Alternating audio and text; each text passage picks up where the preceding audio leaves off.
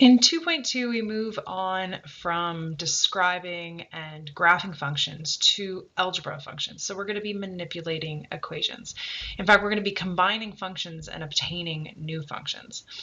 So there's 4 operations that you'll be expected to do in 2.2. The first one is add the functions together, then subtract the functions, multiply the functions, and divide the functions. So they always write it as this single statement, f plus g of x, but what it really means is f of x plus g of x.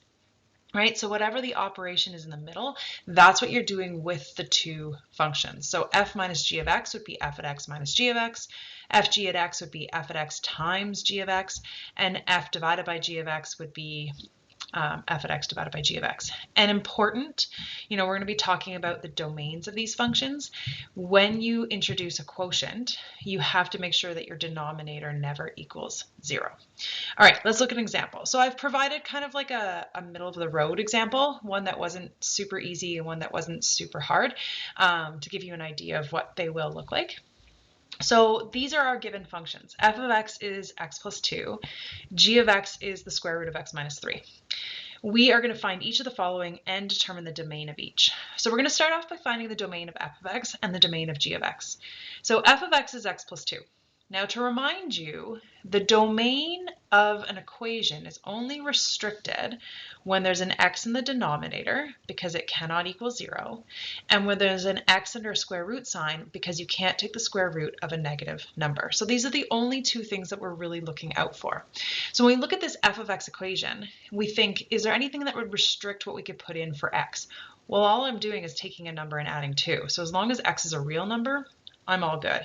So this textbook really loves interval notation, so I'm going to say that the domain is negative infinity to infinity. If you put xer, that's totally fine. Okay, g of x is the square root of x minus 3. There's a square root. So I know I can't take the square root of a negative number, so I know that x minus 3 has to be greater than or equal to 0. In other words, x has to be greater than or equal to 3. Okay, set notation, love it. This textbook loves intervals, so I'm going to switch it to 3 to infinity. Square bracket on the 3, round bracket on infinity. Okay, so now we're going to see what happens when we combine functions. So let's start with a subtraction. So I'm going to do g minus f of x. So g minus f of x, I'm going to take the g of x equation, and I'm going to subtract the f of x equation. So the g of x equation is x minus the square root of x minus 3. Now I'm going to substitute in brackets. Okay, so I'm substituting g of x with the square root of x minus 3 minus the f of x equation. I'm going to substitute f of x with x plus 2. Now, I used brackets because you'll notice in this example, we ended up with a minus sign that we have to distribute through. And if we forget the brackets, you might forget to distribute it through. So to simplify this, I would say the square root of x minus 3 minus x minus 2. And that's good. That's my new function. That's g minus f of x. Now, things that they could ask you to do with this, 1, state the domain. Now, we knew the domain of the f of x equation and we knew the domain of the g of x equation. When you are adding, subtracting, and multiplying, all you do is the individual functions keep their domains. So f of x still has the domain of negative infinity to infinity. G of x still has the domain of 3 to infinity. But now we've combined them together. And so we combine the domains together and you really just go for the most restrictive, which is always in this case going to be g of x. So I'm going to say that the domain of this new function is going to be 3 to infinity because that radical sign is still there. And again, subtracting, adding, and multiplying, this is going to be our domain for all of them. So things that they could ask you to do is now that you've got this new function, they could say, hey, put in 4. So we could say, all right, well, I already have my new g minus f of x equation, which is the square root of x minus 3, and I'm putting a bracket for the x, minus bracket, because another x, minus 2. And what they're telling me to do is everywhere there was an x, they want me to put a 4. So I'm just going to insert a 4. Now I should double check that the number they're asking me to put in is part of the domain, which it is, so that I should continue. Otherwise I could have just been like, nah, no, I'm not going to do it. It's not in the domain. There's no solution. But we're going to do this one. So square root of 4 minus 3 is the square root of 1, minus 4 minus 2. 1 minus 4 is negative 3, minus 2 is negative 5. Now, just saying this, we plugged 4 into the new combined function. You could have found g at 4 and taken away f at 4. So if we hadn't found this new function first, and the question had just said, find g minus f at 4, feel free to plug 4 into here, plug 4 into here, and then subtract the two numbers. All right, the next one, f plus f of x. So f plus f of x is asking you to take the f of x equation and add to it the f of x equation. So the f of x equation is x plus 2. We're going to add to it x plus 2. I put them in brackets just in case, but because I'm putting a plus sign through, it doesn't change anything. So I've got 2x's plus 4. Stating the domain of this one, there was no g of x. So the domain of this new function would still be negative infinity to infinity because it's only including the f of x function. So what if I do f times f of x? So again, this is f of x times f of x. That's asking me to take my f of x equation, x plus 2, and multiply it by my f of x equation, which is x plus 2, and then multiply. So that's a giant distribution.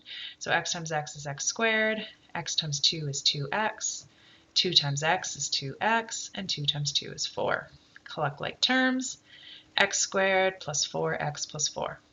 Again, was the g of x equation involved? No. So the new domain is still always going to be whatever the domain of f was. So the domain of this function is negative infinity to infinity. All right, let's put that g back in. So now we're going to do f times g of x. So the f of x equation is going to get multiplied by the g of x equation. So the f of x equation was x plus 2. The g of x equation was the square root of x minus 3. Now we can simplify, so I'm going to multiply the x through. I get x root x minus 3. I get plus 2 times the square root of x minus 3. And now this one, because that g of x came back in, my domain will be restricted by it. It's not going to change, but the domain will be restricted by it. So it's going to be back to 3 to infinity. Okay, here I've asked you to find f at g at 2. So they want you to plug 2 into this equation. Well, we just stated that the domain has to be greater than 3, so we know there's going to be no solution. If I tried to do it, right, if I didn't realize that, maybe I hadn't stated my domain, when I go to put in that 2, you'll notice that we end up with 2 times the square root of negative 1 plus 2 times the square root of negative 1, and there is no solution. Sorry, not no solution, it's undefined. No solutions when you're solving an equation, so this can't be a solution. All right, so this expression would be undefined when x is 2. Last one here, we're going to do the quotient. So this is f of x divided by g of x. So the f of x equation was x plus 2. The g of x equation is the square root of x minus 3. Now, we know that my radical, we would say that because it's a radical, we can't take the square root of a negative number. So we still know that this would be x minus 3 has to be greater than or equal to 0. But because my radical is now in a denominator, I would say that instead it's x minus 3 has to be greater than 0. Because it's in a denominator, it can't equal 0. So we just change the greater than or equal to a greater than.